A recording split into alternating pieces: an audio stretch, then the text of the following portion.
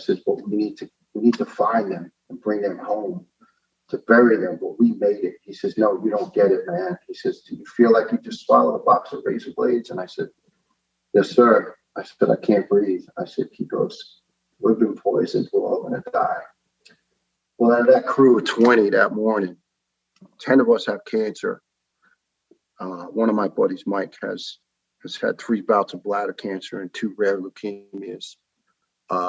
Another Mike, we have a lot of Mikes in the fire department. And my other Mike, he's had 2 cancers. He had thyroid, and then he had a huge tumor wrapped around his aorta, cancerous tumor.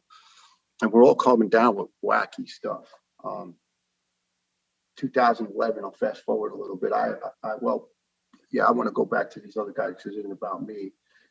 So we went back and we just did what we could. And after about 4 or 5 days, the fire ground and the police commander just said, guys, look, this is now recovery. There's no more viable souls being taken out of here. They're all gone. And it was strange because on the second or third day, this gentleman wanted a federal dog spot. I don't know if I think he was a cadaver dog. And he got a hit. And this man told us, he said, we need you to dig this little grave. And we dug a box that was about 3 foot wide by 5 foot deep, 3 by 5 by about 3-4 foot deep. But it took about 5-6 hours because it was all covered in jagged rebar and key decking and steel, and then there was dust and concrete. And so it wasn't like you just dug a hole and quickly got to the bottom. So after this 5 hours of just digging like maniacs, cutting with saws and torches and pulling stuff by hand, the dog got a hit again, and he says, you got it. And we looked down, and there was just this little thing of human remains that you could not even identify as human. And I said, sir, are you fucking with us? And he said, excuse me? I said, sir, what are you talking about? That is not a human being. He took my shoulder. He said, sir, I need to explain something to you. I'm in a different type of business. He said, you all are used to finding full bodies intact, crushed in a car or burned up in a fire or whatever it is. You know, we pull them out of the river or the bay. He goes, you're not going to find bodies here.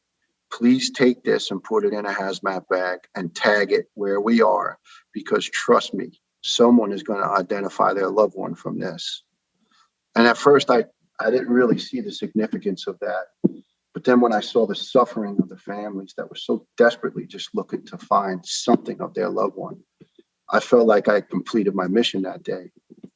And strange enough, a few months later, this beautiful young man named Fitzroy Haynes Jr., Fitzy, his dad was a Jamaican immigrant who joined the United States Marine Corps.